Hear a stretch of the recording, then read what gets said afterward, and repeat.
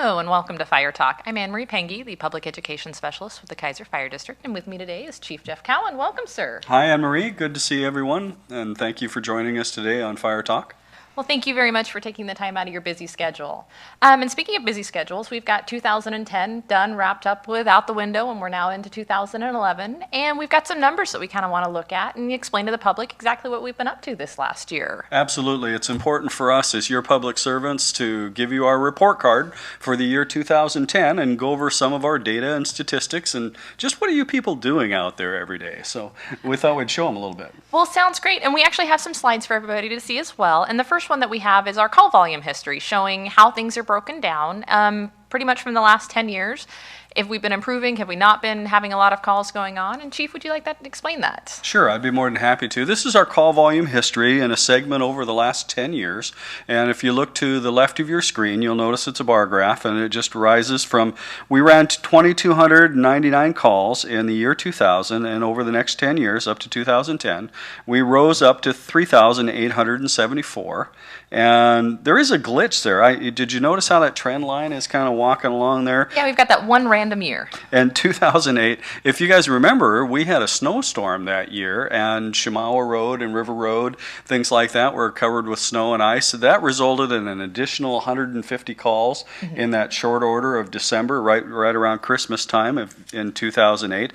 And that gave us a little temporary blip on the screen, but you'll notice that we've consistently risen each year, but we are a little bit flat the last 2 years because there's really only 8 calls difference between 2010 and 2009. Correct. But the one thing that I always like to point out to people as well is in 2007 to 2010, if you take those two numbers, we did go up 128. So we are definitely making an increase, even though it's not necessarily a whole lot every single year. Over the span of a couple of years, it does add up pretty quick. Absolutely. We have to have reserve resources in order to take those kinds of trends so that if we have a busy month, because we really don't go year by year or even month by month, we have to staff day by day and sometimes moment by moment, depending on what emergencies are going on at the time, to make sure that our resources are available for not only the call that we have, but the call that we may have. And those are important things for us. I think if we were to go to the next slide, I'd like to show the future on a trend line.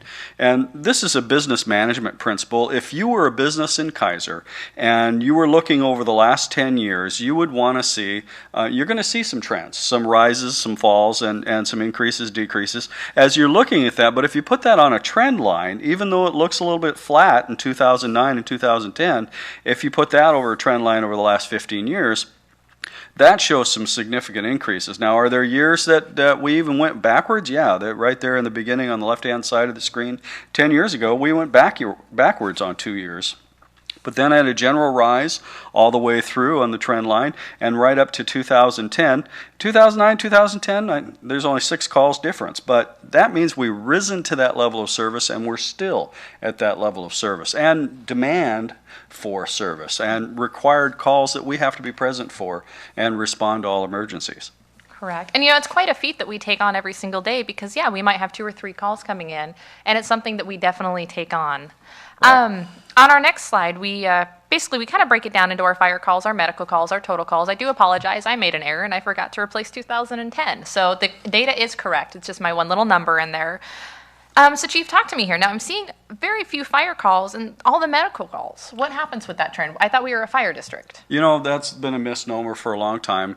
For the last 200 years, the fire service, and we're a fire department, and we're actually a fire district. So we are specifically oriented to Keizer to serving that special services district, like a library district, a school district, a hospital district. We're a fire district, and we're an umbrella over the city of Keizer as a separate agency managed by a governing board of directors and who hire the fire chief, and everybody else is working in that pyramid, if you will, for the firefighters and each of those points, that the board is providing that service out to the community as a junior taxing district. So they're still calling us the fire department. Matter of fact, our true official name is Keizer Rural Fire Protection District. I don't think there's anybody out there in the audience that would really want to consider us rural.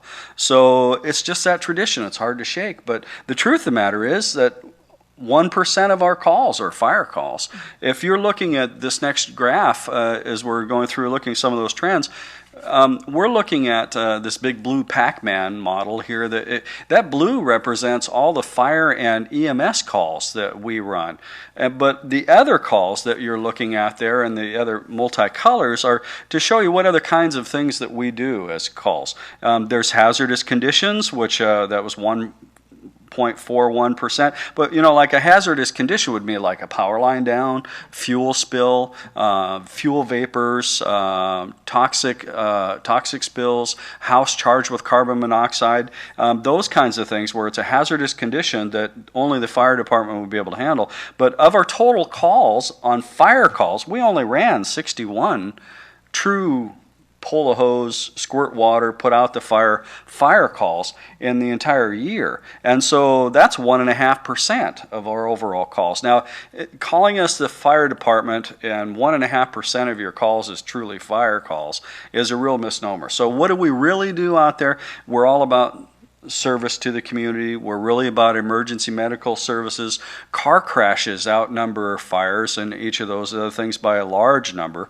And then we have a lot of folks that drive by. We call this a good intent call, where somebody's driving by and they saw something that didn't look right. Somebody was on the side of the road, or somebody didn't look like they needed some help, and so they called on their cell phone, and we got there and there was no actually a problem or things along that line. Then we have rescue calls and emergency medical services. We call those in the same vein, because if you crash your car, it's really another emergency medical call. You're not worried about the car as much as you're worried about the victims that are inside, so we call it an emergency medical call. But then you've also got extrication factors. The car could catch on fire.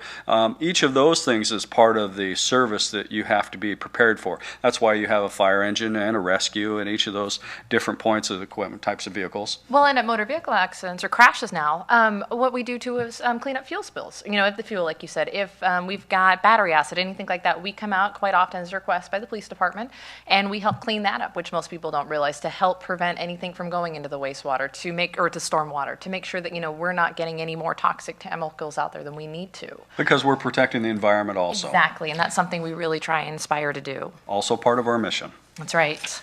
Now, who is out there planning for emergencies, severe weather, natural disasters? We are. And so if you have a tree fall through your house, like we had a couple of times last year, if you have power lines down across your car or across your house and it set it on fire, we had that last year. Those are some of the things that we do, though they're not a large percentage of calls. They're also high risk and low frequency calls. Now, structure fires are considered high risk and low frequency calls. You just never know when they're going to happen. One of my favorite jokes is to ask the community, if you would just plan your emergencies and schedule them ahead of time, we would be able to have perfect staffing for any and all emergencies. But we both know that that's not going to happen. And that's something that you bring up as a great point of, with those high risk, low frequency, because we're always being asked, why are you always training for fires? Why are you, you only have 61 fire calls in 2010, but you're always training your firefighters. You've got the fire trucks. You take the fire trucks to every call. Well, we take the fire trucks to every call to make sure that we're ready if and when there is a fire. We know that our prevention does a great job. We go out, we do the building occupancies. Chief, you really aspire to make sure that, we make everybody as safe as possible, but accidents happen. We do know that. But with that high risk, low frequency, we try and do more community education. The Keizer Fire District does a great job, I feel, since it's mainly my job. Chief, I hope you agree. We do 2 open houses a year. In the spring, we do our EMS open house. On our slide that we have, we kind of have a few pictures, kind of a little bragging rights as such. So we do that EMS open house. In the fall, when it's Fire Prevention Week, we do a Fire Prevention Week open house where we specify just fire safety information. We have a smoke alarm campaign where we can go out and we can help those who need smoke alarms, or just to go out and check them. In fact, most medical calls we go on, we check the smoke alarms while we're there, just to make sure we're already in the home, somebody's already having a bad day. Let's make sure that nothing else bad is going to happen. We do car seat clinics 3 times a year where we take appointments. People come in. If they don't have an appointment, they can still drop by, and we'll make sure that their children are safe and that they're fitted properly to their car seat and the car seat's properly fitted to the car. We do school education. We go out and we teach pretty much from infant on all the way to senior citizens. Whoever wants to know anything about fire safety, about medical safety, what to do when they call 911, how to call 911. We make sure that we go through all that information because we thoroughly do want to make sure that everybody is prepared if and when there is an emergency. We also do station tours. We see a lot of preschool groups loving to come through. It kind of gives a great introduction for small children to those big scary firefighters. So, we really do try and push that community education. So hopefully nothing happens. But part of our job is to be here, Chief. It's all about prevention, and it's all about community safety, accident and injury prevention. So fire prevention is much broader range and scope of what we do, because even the building that we're sitting in was reviewed and evaluated by your Keizer Fire District to make sure it had proper exiting, proper alarm system, a sprinkler, fire suppression system, and making sure that the hallways are wide enough in order for people to get in and out in an emergency. Panic hardware on the doors. Those are all code and occupancy things that are part of the building department, works side by side with the City of Keizer and Keizer Fire District to help ensure public safety. Mm-hmm. And so with that prevention, if all else fails and we do have to rely back on our training, we do have to go out and help somebody, which we do have to do as part of our job, we go back on our training. We've recently made a great purchase, and Chief, would you like to tell us about that on our next slide? We've got a great example of what it's going to do for us. I'm pretty excited about this, and I'm hoping that you will be proud of it too. We bought this ladder truck from the City of Salem, and the City of Salem bought 2 new ladder trucks, and we worked out a gentleman's agreement between the fire chief in Salem, Mike Niblock, myself, and we said, hey, we could do a better job together. If you could help me get that ladder truck, I'll staff it with my personnel, and we'll put out a better product working together than we would separately. Mm-hmm. And so based on that gentleman's agreement, we got together, and our board supported the idea to increase our level of service here in the community. And I want to take a look. What I'm showing you here is a picture. This is at McNary High School, and that's off the gymnasium there. The truck on the left is our old ladder truck, and that's a 75-foot straight ladder, and that's in a position right there to fight fire on the roof or in the gymnasium of the school. And on the right is the new ladder truck that we just bought from Salem. And we bought this, and you can see how it says Keizer Fire District across the ladder there. And what I'm showing you there is that this is a 100-foot aerial ladder that has a platform on the top for the firefighters to work safely from. And so that 100-foot ladder gives you that much more distance to reach. And see how much bigger and heavy duty this unit is. And the reach that this ladder has. Notice how when they're working there off to the right, they would be able, if you were fighting a fire in this school and in the gymnasium, the fire would be burning and through the roof, you would have to get water up over that wall in order to get the fire out. And so the truck on the left is how we do it in the past. The truck on the right is how we're going to do it in the future. And that big ladder truck has the ability to work in a safe zone, because you see, as the old ladder truck is working what we call the collapse zone. If the fire is burning and that gymnasium's on fire, you're shooting water over the top of that wall, look what would happen if that wall were to fall down, which is something that they do on a concrete wall like that. And so you would be in the collapse zone, and look at the safety of the firefighters. And then look at the ladder on the right. If you're fighting that same fire, you're squirting water over the top of the wall and safely working a distance. The firefighters are safely working in the platform, basket as we like to call it, and they're working at a safe distance. And that's the kind of reach and safety that we've impressed upon this, that I'm pretty happy about it. I'm excited. And if you want to see a big smile, just look at your firefighters as they're driving this unit down the road, and you're going to see a big thank you to you, the community, for helping us upgrade this level of service on your behalf. But I got to tell you, the firefighters really love this truck. Well, and it's one of those things, but ultimately it does mean that we are that much safer. Like you said, it keeps us out of the collapse zone. It means that we're going to be able to do so much more. We're going to be able to get fires extinguished quicker. We can even use this on a 2-story residential home. It doesn't have to be a large industrial building. Right. It can be something smaller. But this just shows how much safer our firefighters are going to be as individuals. It means that our mission to go home every night to our families is still going to be put in place. Absolutely. And this is a partnership with Salem that working together, we put out a better product together, and working on that safety for our firefighters, that we will respond into Salem, help backing them up, and they'll respond into Keizer, help backing us up. So it's part of our team effort and our communities working together. And that's great. And that's the wonderful thing about the fact of, the Keizer Fire District. We do firmly believe that, we are part of the community. We always want to be part of the community. In our next slide, we show a lot of great ways that we are involved. We do Candy Cane Day every year. My personal favorite, we love to watch, little kids getting their candy canes from Santa. And Chief, I know that always puts a smile on your face. It does. And I know it puts a smile on every kid in Keizer's face. And so as we're driving around handing out candy cans, I got to tell you, that's really fun duty.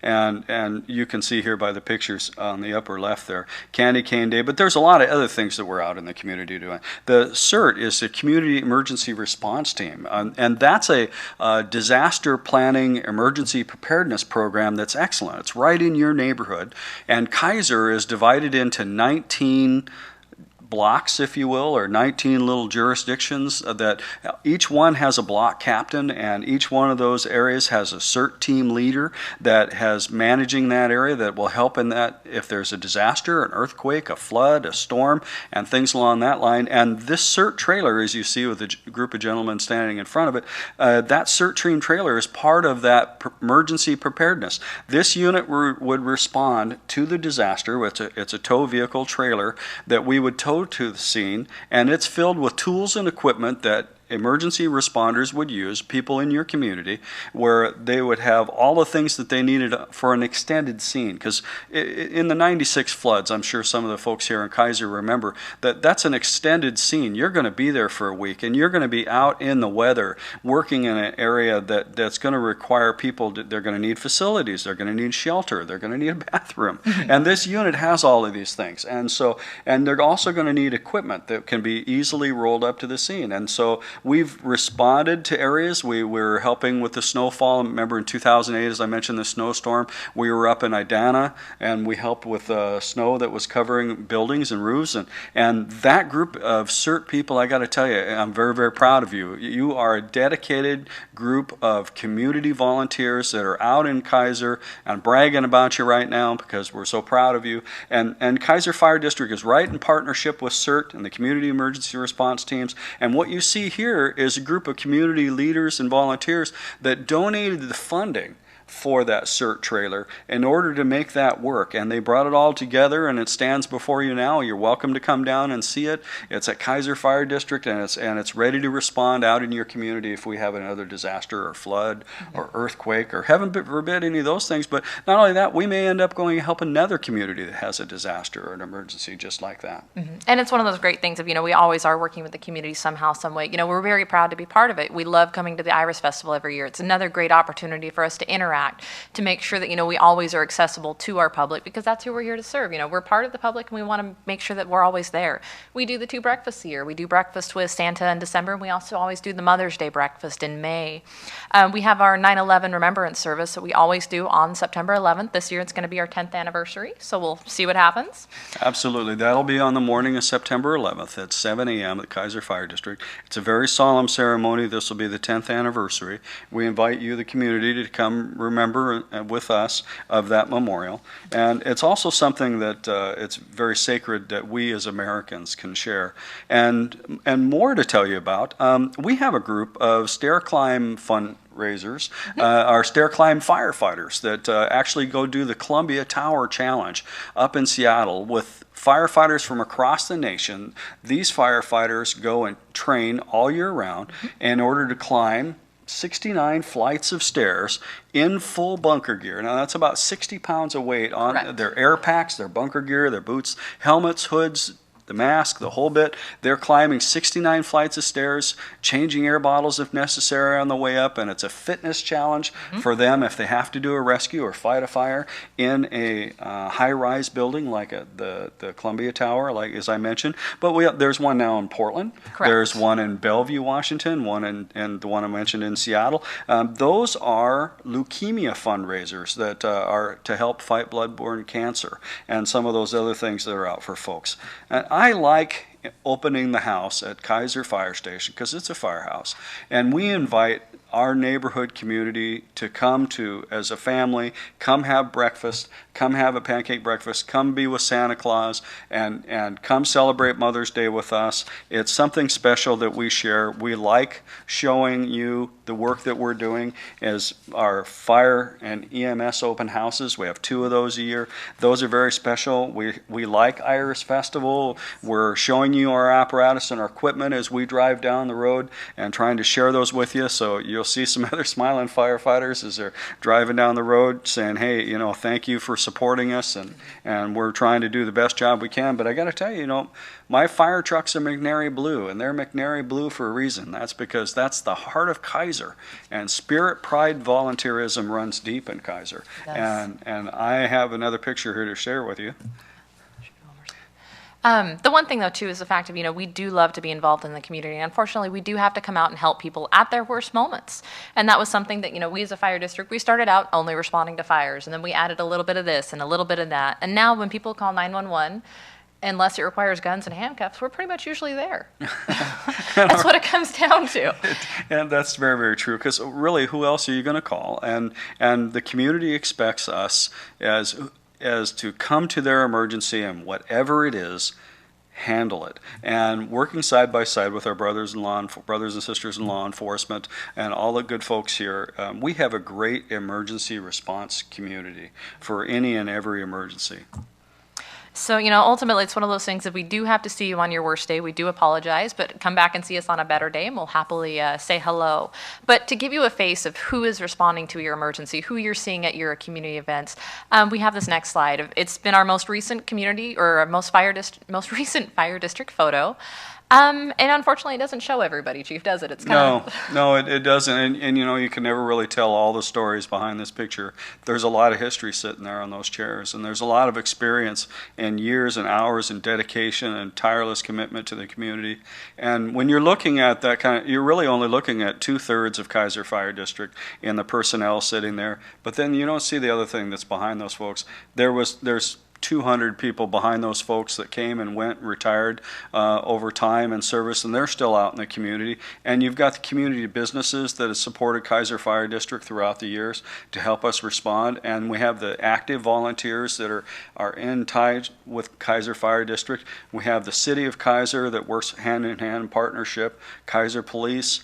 Public Works works side by side with us just as much as anybody else to help us with water supply and making sure that we've got a system in place. The building department, like I mentioned earlier, it's all part of a big system that helps keep the public safe, and we're committed to providing that service. And we wanted to share some of this information with you so that you know that we're very dedicated and committed, and we wanted to give you a report card that says, look, this is what we're doing for you out in the community. It's a wide range of programs. We're not just the fire department anymore. That's only 1% of what we do. Here's some of our numbers, and here's some of our data of what we did last year in 2010.